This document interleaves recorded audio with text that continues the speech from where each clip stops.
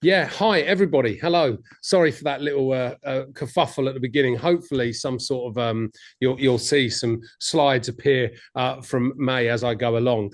So yeah, my name's Chris. And nearly 14 years ago now, believe it or not, we were. I was asked to respond to an increasing skills shortage in the creative arts sector by coming up with some courses that we can deliver here at ESA. So just quickly, where is Elstree? You might be wondering, oh, something popped up then, May. That was good. It's gone away again for me. I don't know if everyone else can see it, but I did see something. Okay, that's really great. So let's start there. Yeah, so what's Elstree? Quickly, just to explain, 100 years ago this year, the TV and film industry in the UK basically began in Elstree. It's a funny little place, Elstree and Boreham Wood. It's 22 minutes on the train from King's Cross, and it's just outside Barnet in North London. And like I say, 100 years ago, the first major studio complex in the UK was here, called Elstree Studios. It's where Indiana Jones and the Raiders of the Lost Ark was filmed. It's where the first 3 Star Wars films were made. It's also where Kubrick made The Shining and 2001 Space Odyssey. So it's a place of great film heritage. And since then, Sky Studios Elstree has opened up next door, which is where Wicked was filmed and the latest Jurassic franchise movie. And also BBC is here. So EastEnders is here. Strictly Come Dancing is here. The Chase and other kind of daytime TV is here. So there's quite a lot of scale of production that happens immediately where we are. And what it means is a production network, a production village has opened up all around us of all of the ancillary trades and crafts. So there's a lot of production services. There's a lot of grip and lighting and sound companies. There's a lot of costume and makeup, many of which are BAFTA award winning and Oscar award winning, and they're all quite local to here. Now, I don't want to overly just talk about my place in Elstree. I'm going to try and talk a little bit more generally than that for the next few minutes about ways into the creative arts sector. But I am going to talk particularly about our example here, which is in trying to help young people be recruitable directly into the kind of below the line crafts, trades and technical disciplines that underpin the film and television industry, which is a really, really great way to then start working, often either as freelancers or as crafts and trades people operating in the industry, and then going up through the TV and film industry, taking on more responsibility, becoming department head, and really developing your career from the perspective of worker, so that you don't necessarily need to go and spend an awful lot of money on a degree, which, by the way, increasingly, I'm sorry to say, the talent pool for university graduates in media degrees or creative arts degrees, the talent pool is exactly the same talent pool as school leavers. So often what happens is you'll spend 30 to 60 grand's worth of educational debt, and then you'll actually be in the same talent pool as people that are coming straight out of school as school leavers at 18.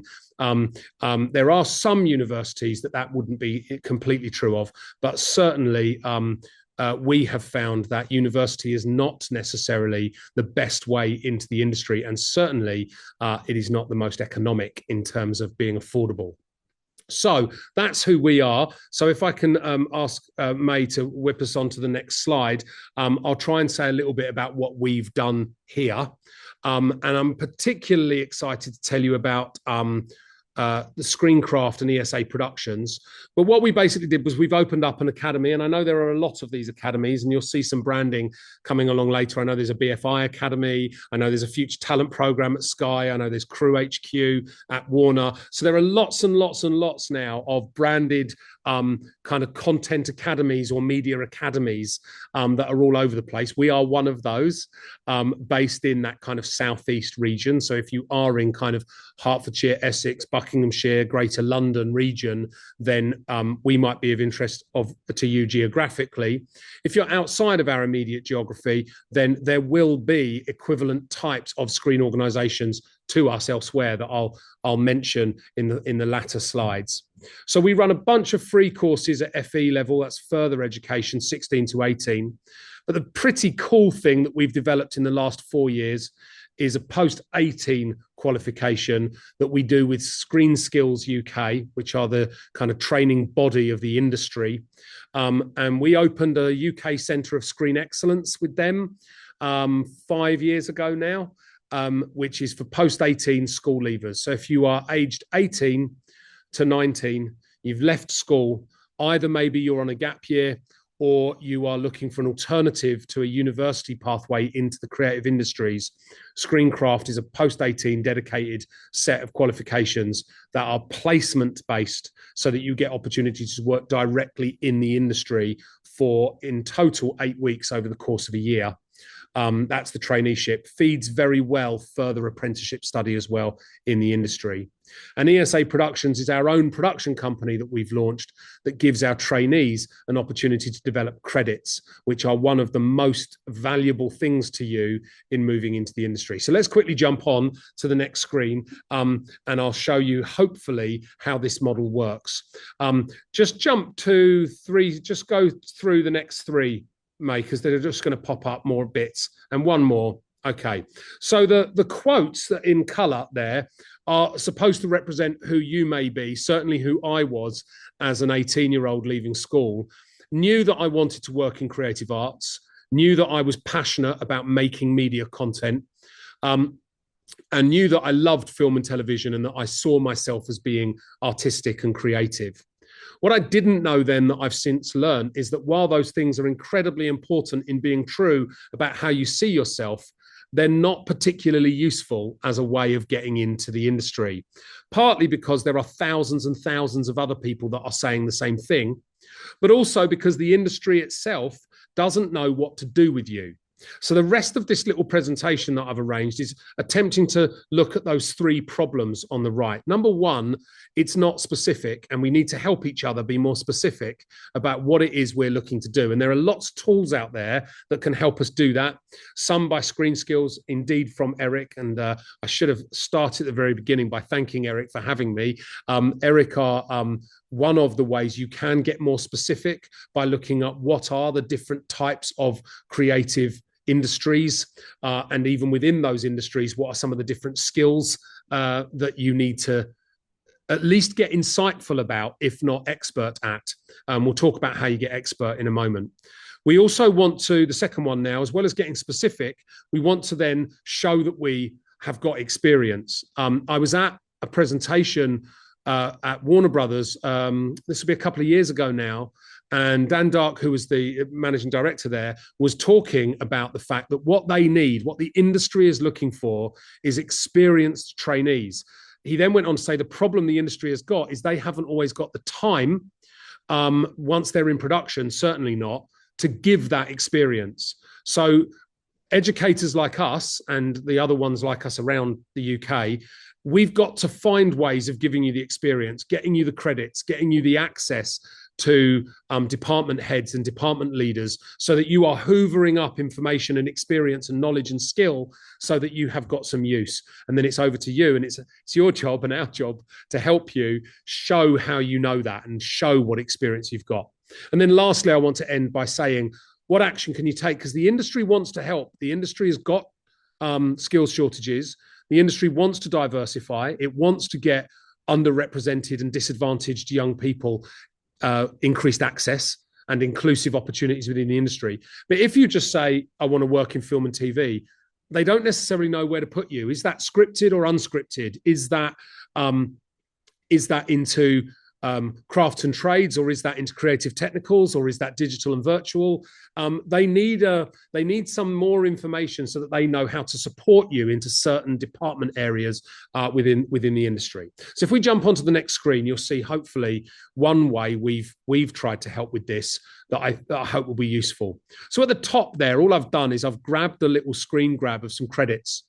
The average credit sequence now for a major movie is 9 minutes. That's how long it's taking for the credits to go up the screen. That's because there are hundreds and hundreds and hundreds of highly specialized jobs that are making up this creative industry.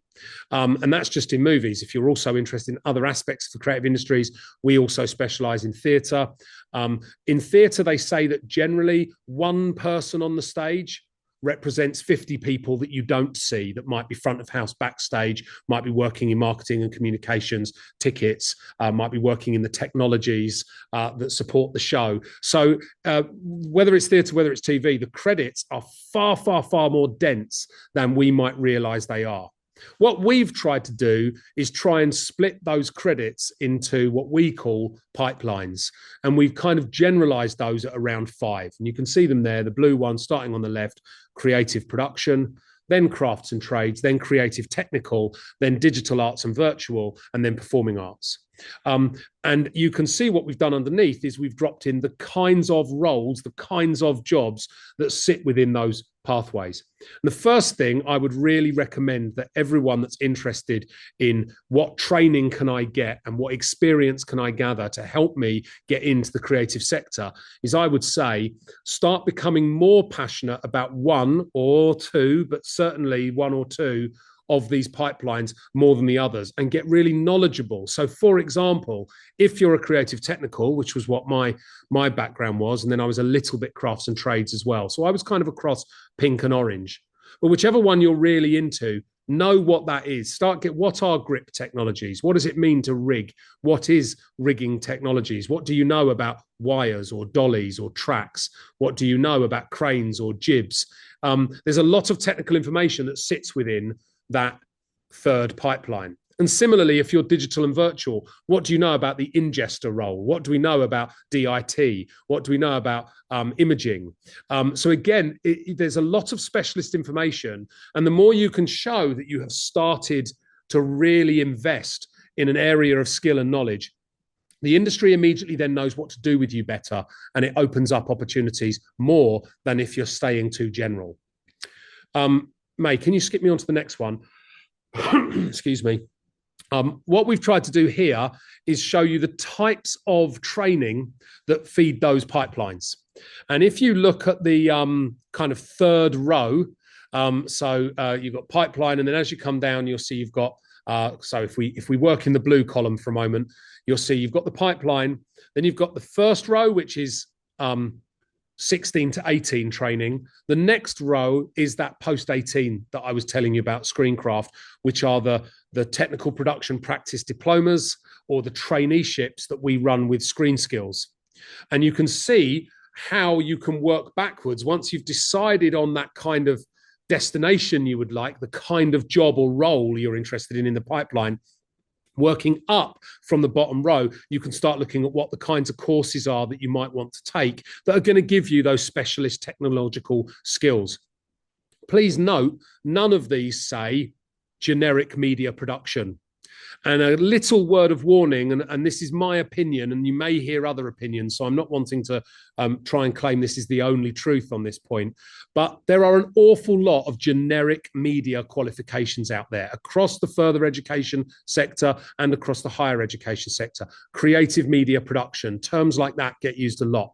Really dig in there, because there are an awful lot of qualifications that are so generic, they're not helping you pick up the skills associated with particular pipelines. So you really do want to be looking at qualifications that are in grip or are in costume or are in makeup, rather than generic media, which might give you a bit of everything, but in some ways still leaves you with that unspecific problem about what you really want to do. If we jump down to the next slide, you'll see that I've shown you here particularly Screencraft. These are the ones we've developed. Now, I don't want this to be purely ESA centric, but I obviously need to talk about what I know, and this is where we've done what we've done. But you'll see here examples of qualifications that might, in some cases, be technical awards. But you'll see they're quite bespoke. They are in things like grip and camera technologies, or post-production, or acting for screen, or they're in costume and wardrobe. So you get quite specific. And the way these qualifications work is you will do 6 weeks in college where you are learning, for example, how to pattern cut, if you're doing costume and wardrobe. You might learn how to maintain and repair costume items. You'll learn inventorying systems for how you rail management, how you look after costumes, and then you'll look at certain how you fit things like pleating and gathering and draping and pattern cutting are all in there.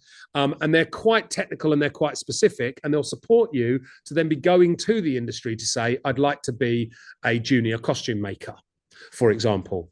And each of them in each of those pipelines are trying to do that. They're trying to make sure that you can turn up or put a portfolio or a show reel together that really show that you know techniques, that really show that you know certain technologies. So again, in grip and camera, which is the one along now, we're in pipeline 3, again, you'd be expected to really be able to talk about the kinds of headers you've worked with, experience of certain dollies, leveling track. Again, it's quite specific because that is really what the industry want to hear and want to see in your show reel and your portfolio. And also in each of those pipelines, we'll be talking to you about which are the BEC2 union groups that you should sign up to, or what are the particular contacts or connections that we want you to make so that you've worked with the right kind of people. Okay, I'm nearing the end now. If you jump onto the next slide, May, you'll see that what I've tried to do here is just get a bit into this issue of experience now. So those are the problems of getting specific. We're now onto the problem of getting the experience. These are the other things that the industry really want to see from you. They want to see that maybe you've done some placements, you've done some work shadowing, you've seen how some other more experienced professionals have taught you certain things on set. You've learned those techs, you've learned tech. You've had some production practice. This is a big one, third one down there on the left. On-set etiquette, or what we call on-set etiquette. It really means that you've learned some of those fundamentals around not just health and safety, but also some of the hierarchies, that you understand what you're going to do if the first AD asks this, or the second AD asks this, or if a production, if a locations manager needs something. So it really helps you know who you're answerable to on set and how you respond in a way that shows credibility and expertise. And also it allows you to hoover up some of those connections and learn some of those people. So another little hint would be, when you're looking at possible courses that you want to go for, really try and dig into what the placements are that those courses offer, what connections they potentially offer, who are the guest speakers or workshoppers, who comes in from the industry and what connections have they got, so that you can really be judicious about choosing courses that give you some of those some of that access and some of those experiences. And just now going right down to third from the bottom, show reel and portfolio. Really important that the course you choose gives you an opportunity to edit yourself together a kind of skills show reel. I'm sorry that this is now through PDF rather than through my presentation, because the two spaces next to all those logos that are over on the right hand side of the screen are videos, and they're portfolios that students have put together and that ESA Productions has put together to show what you've worked on. And so if those videos were playing now, you'd get to see kind of 18, 19-year-old trainees who would be working with particular technologies and showing that BTS, that behind the scenes, the camera behind the camera, that shows what you have got to work on, that shows you working, let's say you're interested in gaffer, shows you working with industry standard lights, shows you working with camera technologies that are beyond your iPhone. Your iPhone's a good place to start, but beyond that, once we start getting into lens choice and some of those more technical skills, you really want to show that through your show reel and your portfolio, that if there's something that can be quickly watched, or a quick CV that can show some of the technologies you're experienced in, that's really how you give yourself credibility when you're moving from training into the industry. If you jump on, you'll see hopefully that it works. The next slide shows you a whole bunch of cool looking stuff, and much of that stuff that you're seeing now is made by some of those labels, some of those brands that were on the previous slide. And so if you do get a chance to have a placement with Fremantle or have a placement with Love Productions, then it's very likely that you'll get access to some of these sorts of products, because these are the products they make. And if you're kind enough, mate, to just jump on one more, you'll see that this is those same products, but these are the names of trainees that have gone from here to work on those products. And that is because what we've learned is if the courses you do can give you access to placements, the placements tend to provide you with the credibility to then move on to working below the line in the industry. Now, some of these are very junior roles, but some aren't. So you've got trainee grips here, which is very junior. But you've also got some roles here like production secretary. Again, you've got below the line jobs like production assistant, which is essentially a runner job. But you've also got other people there that are going in and taking on more than production assistancy, but starting to, even now 5 years on from doing the course, starting to get some managerial experience. And then they're in then, and then they move their way up into being more and more instrumental to some of the departments that work on products like these. Okay, very, very nearly there. I think I'm on the last slide. If you just jump on for me, May. So this was really your call to action, and I can see a few questions coming in. So I'll shut up, and if there's any time for any of those, great. But this is really some things you can do. So you can see there the quick name drop for Eric in terms of the 16 different creative industries. Screen Skills will give you some wonderful resources to look at job profiles and really dig into looking at what the Screen Skills website in the job profile is really a wonderful space, because not only can you read about what all the different jobs are, you can also, they've got little videos and vignettes in there from people working in that industry talking to you about those jobs. So you can learn quite a lot by listening to them and update your CV accordingly with some of that specialist information that makes you more saleable. The slightly cheeky apply to join button is ESA's apply to join. I'm not trying to make you all apply here, although of course, if you're interested, please do get in touch. But on that website, if you do click apply to join, some of the resources that I've put in this presentation are there for you. So the pipeline models are there. Some of the potential destinations are there.